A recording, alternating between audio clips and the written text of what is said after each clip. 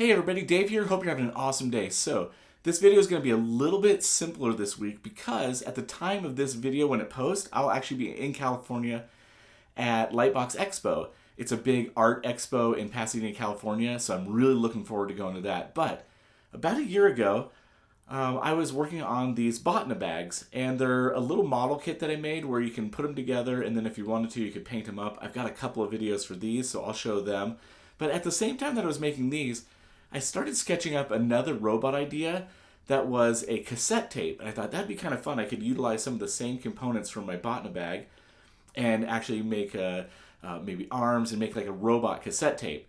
And so actually working with one of my buddies, and we kind of built out a 3D CAD model of a cassette tape. I never printed it because I was at the Dollar Tree and I found this right here.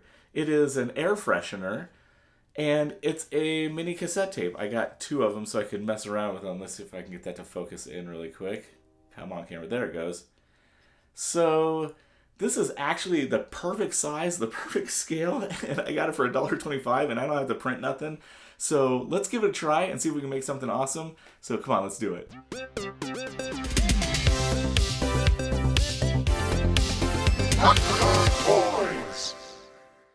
All right, so I was digging around and I did find some of the original sketches and just concepts of how would the legs go and how would the arms go in and just the size and scaling of it. So finding these cassette tape air fresheners at the Dollar Tree was amazing. It was like the perfect scale for this. So I dug around and found some old 1M Robot Botna bag pieces. And this was a sample resin that I got, and it was just a little too rigid when I printed, but I hate throwing things away because I can use these parts. So I keep them in a little bag, and I just hacked off and salvaged all the little pieces of the arms and the legs. Now you can see the print is not super clean, but I can sand all that off, so I'm not super worried about that. Here I am just kind of laying out the robot, thinking about how the arms will go in. Am I going to go high, low? I was thinking about making posts and putting the legs straight up into the tape. I need to get this sticker off. I will carefully peel this off, and I'm going to use the dimensions of this later to scan this in. I ended up going in and kind of remeasuring stuff because this sticker was a little too small for my liking, but the tape is all off. It's clean, but I am going to do a light sanding, which is some 1200 grit sandpaper, just to scuff it up so when I paint it and glue, everything will hold on. So you can see just a light little scuff there. Looks good. Now for the crotch area, I had this piece of scrap wood, and I thought it might be kind of cool if I had something that the legs could go into the sides instead of straight up. So this piece of scrap was already cut at an angle, so I just copied that on some tracing paper, and then I'm transferring it over to the other side. And actually, when you draw, it will just transfer the lead from the front side onto the wood. Perfect. Then I'm going to use this chop saw that my dad got me for my birthday a while back. I love this little thing. I don't use it all the time, but when I do, it just makes life super easy. So little zap there, and yeah, I got a perfect little piece. Doing a little bit of sanding on the legs as well. I had some of those support little dimple things. Drilling a hole into the leg. I'm going to use a piece of acrylic rod as kind of the hip joints. And so I'm just kind of test fitting that. I'll cut that down. Here it is on the little crotch piece. And just kind of sizing up how far out I want the leg to come. And I think this is working out perfect. That piece of wood was the perfect width for this cassette tape.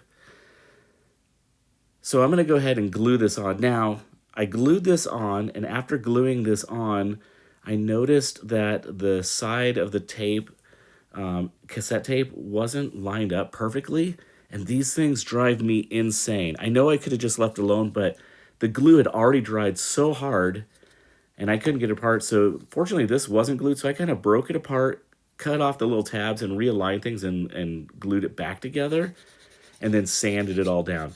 At the end, I was way more pleased. I know I probably could have just left it, but those things drive me nuts. Just the little details. I want to make things look as clean and as awesome as possible. So maybe it's a little OCD, but I love it.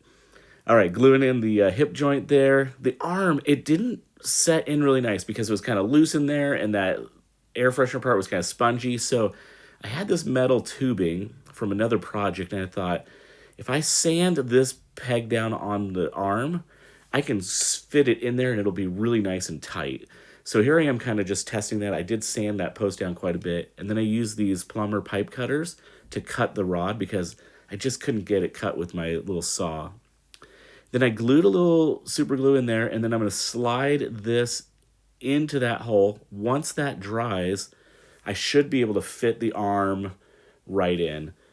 And so that's giving me a nice little connection point where I've got enough friction to move the arm up and down. So I really like this. This worked out really nice for me. Okay, all the parts are prepped, sanded, ready to go. So I've got them all on pegs and little dowels, and I'm going to go paint them. I primed it with a white primer, and then I'm going to use this silver metallic paint because I think it would be cool to have the robot silver. So while it's drying, I hopped into Illustrator. I started with this red design, but I didn't love it, so I switched over to that yellow. And to me, it just felt a little bit more retro and kind of a cooler vibe. So I went with that. There's a little bit of weird spacing, so I'm going to make some adjustments on my AI file, but I think that's going to work nice. I want a little bit of a black backer behind this, and the silver paint is so slick that I had to paint and let it dry and paint, let it dry. I should have done a light sanding on it, but a couple coats and it works out fine. I'll do a clear coat over all this. If you know me, I love doing washes, just giving some nice weathering effect to this. So I'm doing a wash over the entire robot, dabbing it off. I'll do some washes on the arms. I'll do some washes on the legs. I'll just go across the whole body, dab everything off. And then I want to do a nice little accent touch with this yellow. I think it'll match kind of the yellow of the label. So I'm just going to take a little bit of this yellow paint. I'm going to hit the skull. I'll go in, and on the arms and the legs, there's some little extra details that I'm going to just touch up and hit with that yellow. This is going to kind of tie the whole thing together and give it a little bit of a cohesive look. These little areas can be a pain in the neck, but if you got a good enough brush, it's not too complicated. Sometimes it's relaxing. Sometimes they drive me nuts. I don't know. I guess maybe it's the mood that I'm in that day. All right, so I thought the crotch area was looking a little boring, and so I've got these little beads, and these beads are great. I know Bill Making Stuff loves using these, Stutz Studio, and they just add a little bit of additional detail. I got these at Joann Fabric, seriously, probably 2 years ago, maybe even longer, for 50 cents on clearance. They are those art beads, or I think they're called diamond beads or something like that. People make artwork out of them, like paint by numbers. Anyways, I just dab them on some super glue and plop them on. Works great. And once you paint these up, they look fabulous. All right, I did that on the front and back, and now I'm thinking a little tiny bit of rust. I don't want to do the rust over the whole thing, but in very selective areas, I think it will add a little bit of interest. So I'm kind of going around thinking where rust would collect on certain surfaces. I think I'll do some up on the little X's on the arms there. Yeah, I think that'll look really nice. So went ahead and did that. And now I'm going to go ahead and glue the legs on. And I'm putting some glue onto the legs, and then I'm going to put leg 1 on, leg 2 on, and while the glue is still pliable, I'm going to set it down on the base and align everything up so it kind of stands exactly how I want it to stand, because once it dries, that's it. The legs won't move back and forth. And then I'm adding a dab of glue in the sprocket area there, because I had these metal beads, I guess metal bearings, and they work perfect for the eyeballs. I love them. And now I'm kind of just carefully hand cutting out the cassette tape label. I did this on cardstock, so it's a little bit thicker. And then after I got everything all cut out, I went and I did some spray mount, some Super 77 spray mount. Now I think I might need to at some point maybe carefully peel these off and do some kind of glue, because I noticed already it's starting to lift off just a little bit. But for the sake of this build right now, this is perfect. I did scale those up just a little bit so it fits in the molded space there. And I am really pleased how this is turning out. I'm going to sand up this base. I'm going to paint it a metal black, and then we'll call that one done. Okay, this was a really fun, simple build. It came together pretty easily. And I enjoy it. I'd love to know in the comments below if you would be interested if I made this into a little kit. I got my bot in a bags here. I've got two different ones. Let me show you really quick. I've got this one, if I can get the camera to focus on it. And then I've got this one here. I've got a couple of these left. If you are interested, you can email me. I'll leave a link below in the description. But yeah, if you're interested, you can email me. I'm doing, it's $20 and then $5 shipping. So yeah, so if you want one, I've got a couple of these left. Just email me and let me know. If I don't have any more, I'll let you know, and I'll let you know when I make some more.